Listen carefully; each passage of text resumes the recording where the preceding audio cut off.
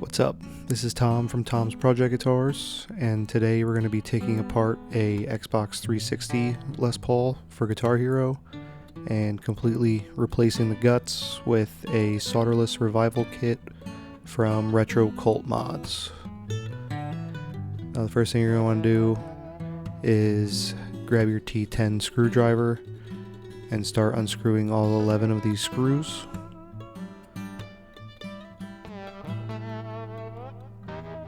Make sure you get every single one, especially the one under the warranty sticker. You'll see I missed one. And don't be prying the shell, doing anything crazy. It should all just fall apart.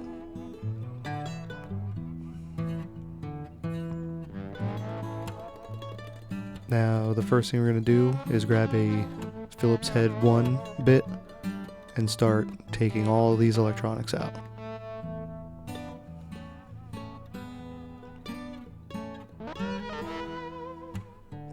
Starting with the battery.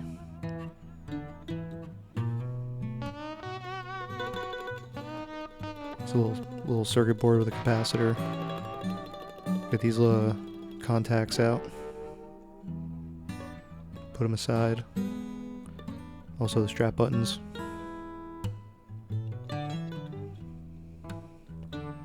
There's going to be 2 screws for that board. Unscrew those.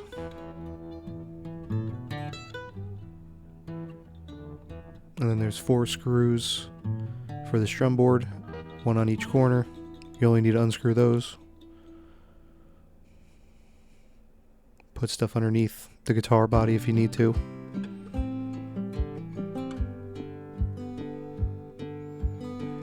And then we're going to take out the strum bar, or the strum thing, and the old mechanism. You're going to need those later. There's going to be 2 Phillips head screws for the start select board. Take those out. The bin on the left at the top is going to be the keeper bin. You're going to need all these things. The bin on the right is going to be the go pile, the stuff you don't need. Then the headphone jack for your Xbox, take that off, save that plastic piece. 2 more Phillips head screws for the RJ11 port, and I think the sync button too.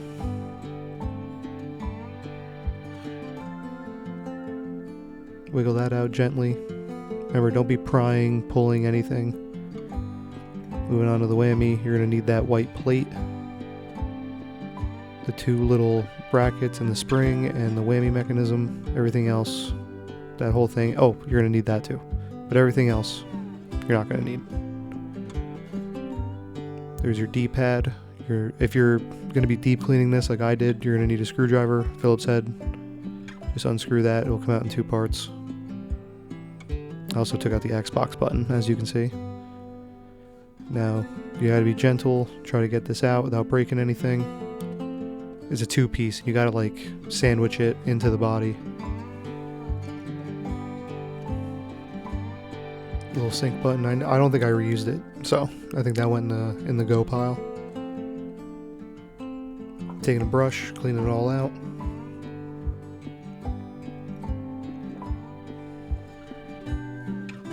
Those 2 battery supports, snip them. You're not going to need them. They're just going to get in the way. Make sure you protect your eyes. They come out at freaking like Mach 7. Now we're moving back to the T10 bit. We're going to take out all the screws on the neck. I think there's 9 of them.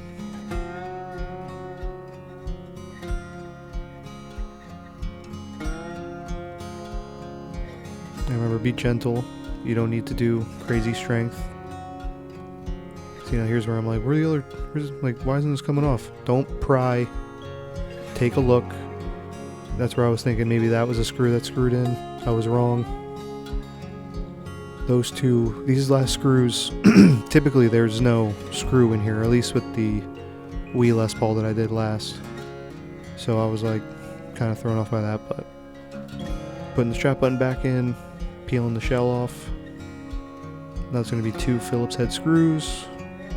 Unscrew those for the fret buttons. Be gentle, don't be prying at this like an animal. You don't want to break any standoffs. Take the fretboard and the neck connector, get it out of there. All the stuff in the neck is go pile. We don't need it. Now brush everything out.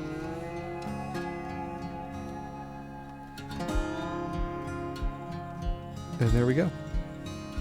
Now we're going to be cleaning all the parts with isopropyl alcohol. I only did this because these were, what's it called? This guitar was given to me, and it's just been sitting for years.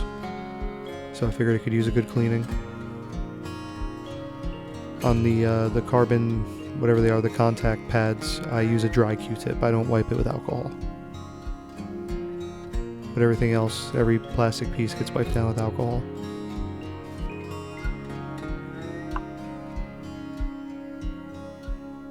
The whammy was in good condition. I was happy about that. The last 2 that I've had had broken whammy bars. The SG I fixed. The Wii Les Paul I just put a hair tie. Did the old hair tie trick. But yeah, just cleaning all the small parts with alcohol. Like I said, you don't have to do this if you're, if you keep your stuff clean.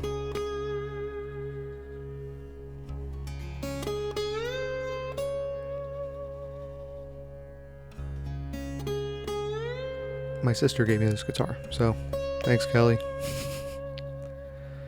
Alright, now we're gonna disassemble the Strumbar because we're gonna need the rod that I'm cleaning right now. Am I gonna be smart and pop these out right now? Yeah, I am. Alright, gonna need these 4 little dampeners on little feet things. Just peel them out. And then take these little washer things out. And then take the Strumbar and throw it in the go pile. And of course I'm going to clean everything just to be sure, be thorough. Once everything's mostly dry, I put it back in the storage, try to separate it as much as I can. Get all the garbage out, have a clean work area, it helps. Now I'm going to clean down the neck shell and in the little crevice where dead skin likes to accumulate. But yeah, doing it for both pieces, just making sure it's wiped down. Clean inside the fret holes, make sure there's no debris. Moving on to the body shell. I already wiped this down previously, but I figured I would give it another fresh wipe down. Cleaning in the crevice of the body. Now here's the revival kit unboxing. Potentiometer for the whammy, the USB port, the authorization cable, the lube, fret buttons. I think this is the Strumbar. Yep, 3D printed Strumbar.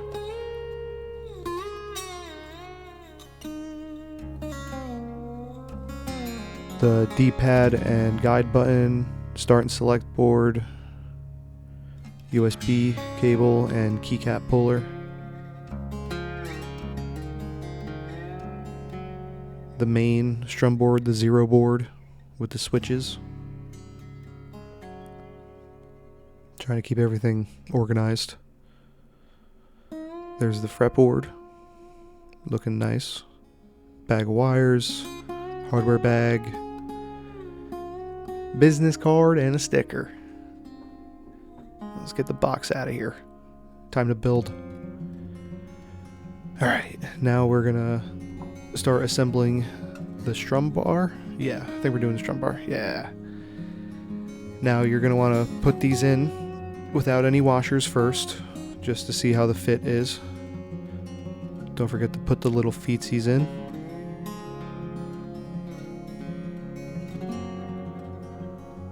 And now there's going to be a little side to side play.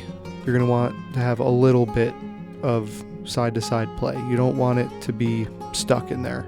I actually put one washer too many on. It may have been two actually, because I think I took off two washers. But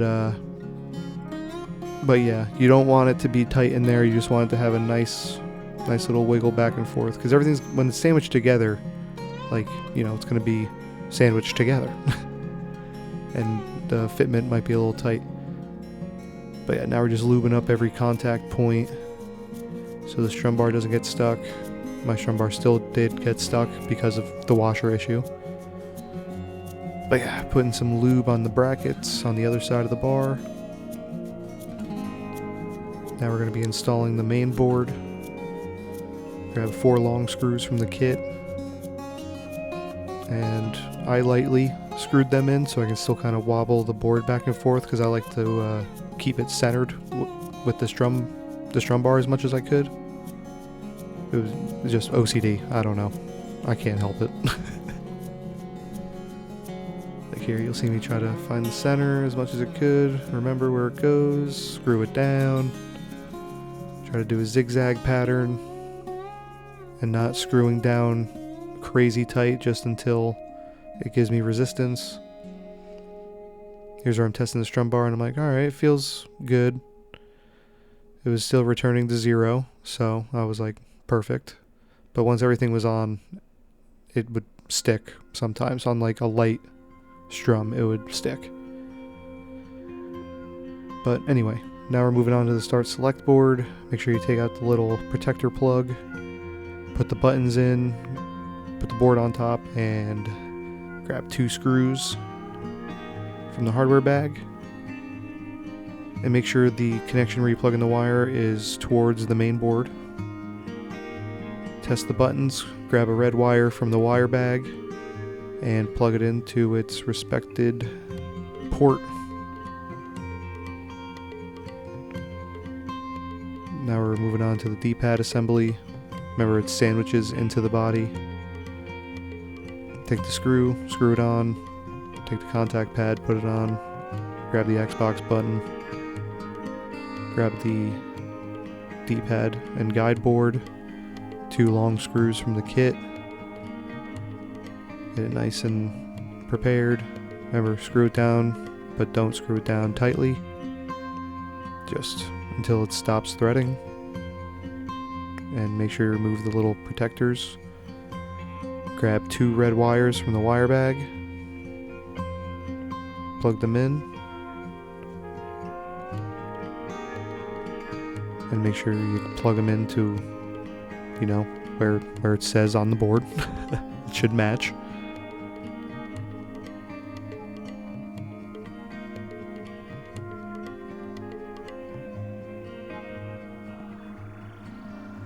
Trying to get the wires out of the way so I can move on to the Whammy. Now these brackets are going to have an L and an R on them, and that means if your potentiometer was on the left side or the right side of the Whammy mechanism. Mine was on the left, so I grab the pieces with the L on it, grab all the Whammy parts, grab the 2 little claws, and that's how it's going to be once the spring is on it. Put the spring on and then put it onto the circular hole thing. Should look exactly like that. Grab your potentiometer, make sure it's oriented so you can just slide it in. Mine was flat on the bottom, so I oriented it that way. Grab the white piece, slide it in, align and push in the potentiometer. And then grab the other black piece, slide it over the spring on top into the bracket. Grab a flathead screwdriver, kind of small, so you can get that spring out of the way and push down the bracket so now the little tab is under the spring. Grab the black wire, plug it into the Whammy part on the board, and your Whammy's done. Now we're moving on to some quick wire management. Grabbing these clips with some glue dot thingies.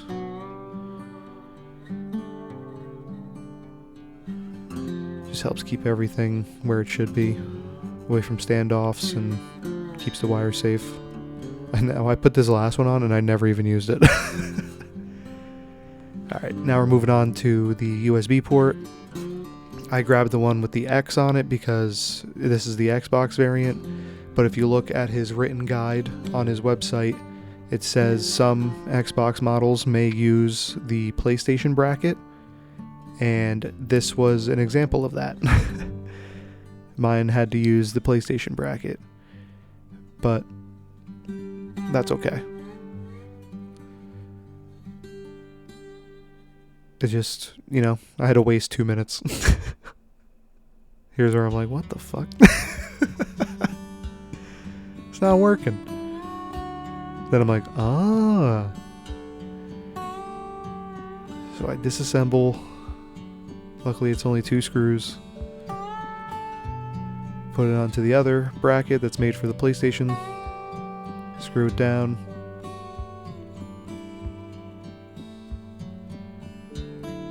That's how it should look. There it is over the standoffs. Grab 2 long screws and screw it in. Grab a yellow wire from the wire bag. Plug it in to the Zeroboard where it says USB. Tuck it in the clip. And you're good. Now I'm going to be lubing up the fret holes so that the buttons can move freely without having any resistance. I kind of put a little too much lube in here, but I wiped away a lot of it. I just was... what's it called? I can't even think. I was impatient. There we go. I didn't want to keep putting it onto the Q-tip for, you know, every corner.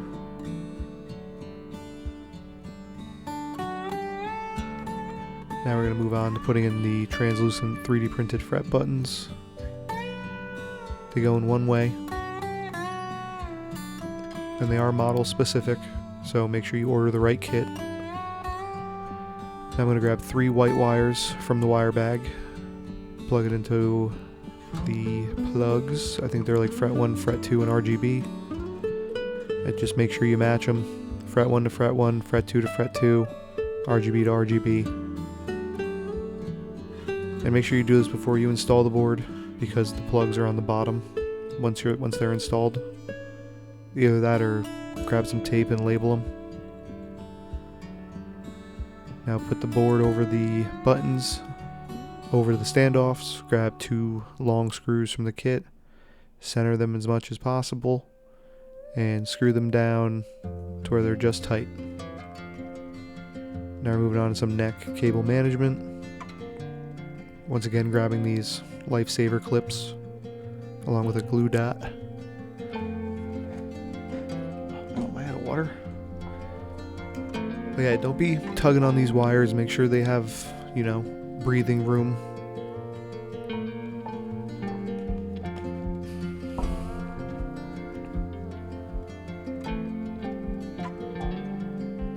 Now we're going to screw on the neck shell. Make sure no wires are getting in the way of any screw standoffs. That's very important, because if you put a screw through a wire, you're not going to have a fun time.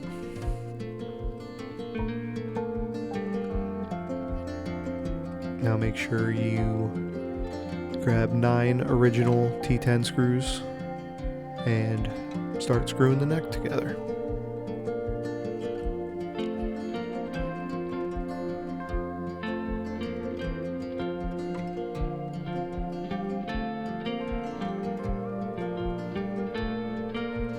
Also, if these guides help, like and subscribe. Oh, and make sure you put the frickin' faceplate on first. Because once the neck's on, you're not getting the faceplate off. Because this neck is never coming off.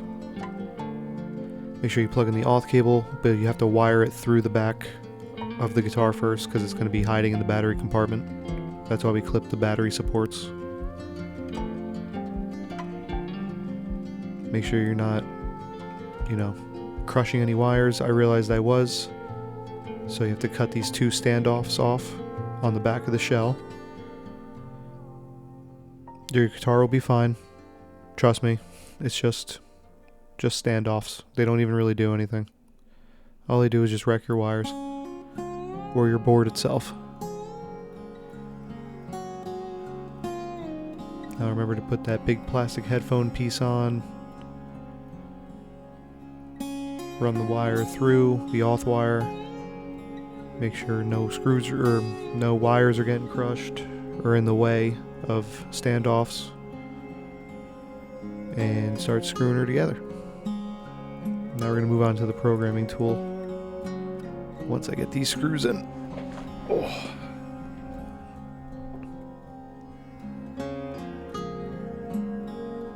Oh yeah, right here I clipped the separators between the batteries because I didn't want it to like pinch the wires. Because I wanted to just like shove this wire into the battery cover without, you know, any resistance or wire damage. So yeah, I recommend doing that too.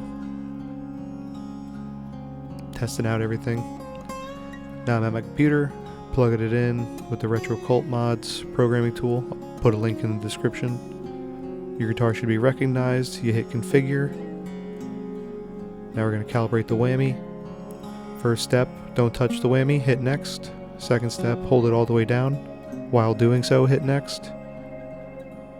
And then set a slight dead zone. And then hit next.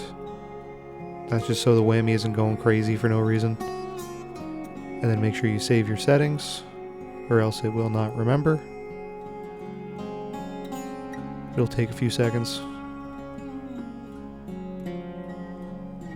Next, we're going to calibrate the tilt, if I speed this up at all. Now you're going to want to hit calibrate, hold your guitar in the normal position. While doing so, hit next, tilt the guitar up, and then hit next, and now it's calibrated.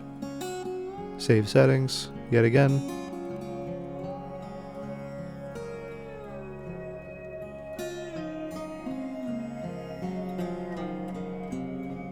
And there we go. Now what do oh yeah, we scroll down, we test the buttons, just make sure everything is working. Fret buttons are working, strum bar is working, start and select are working.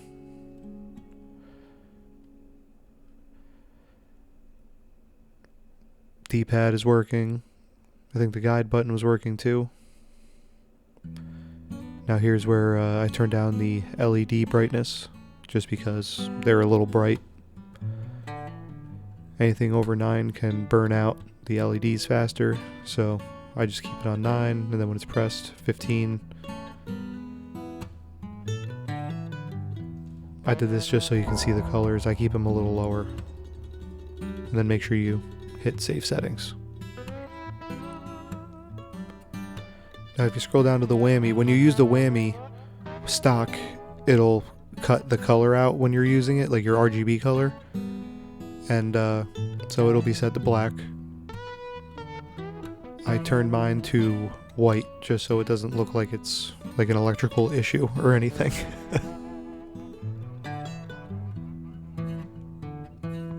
I was trying to use my brain here a little too much for no reason. I was like, I don't know what does what. You can test the LEDs. There we go. It's bright as hell. Make sure you hit save settings.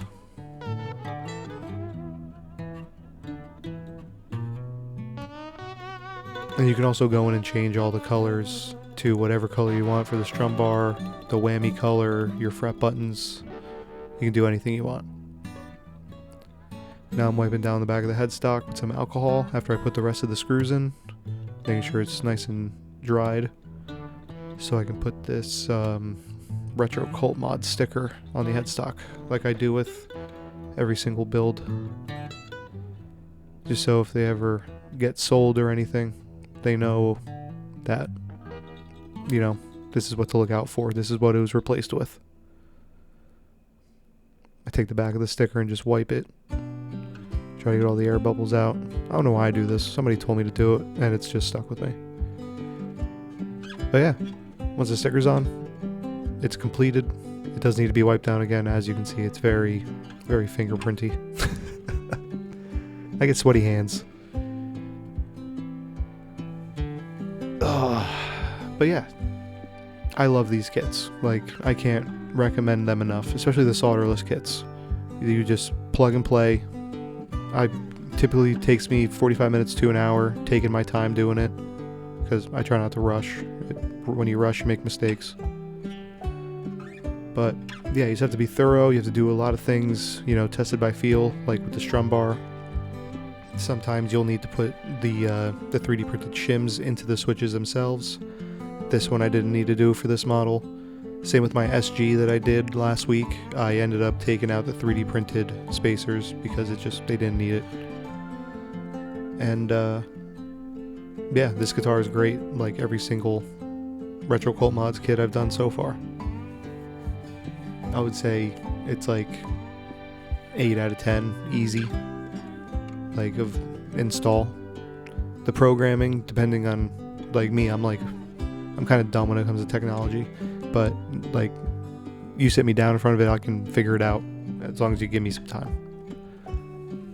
But yeah, I love these things. I recommend them. If you buy any, tell them I sent you. Maybe I can get a free kit or something. That'd be cool. But yeah, this is Tom from Tom's Project Guitars. Hopefully I'll see you in the future. I don't have any kits planned until I get some more funds raised. Even though, like, how many Guitar Hero videos can I do in a month, realistically? But yeah, hope you enjoyed. Hope you learned something. I'll see you in the next one.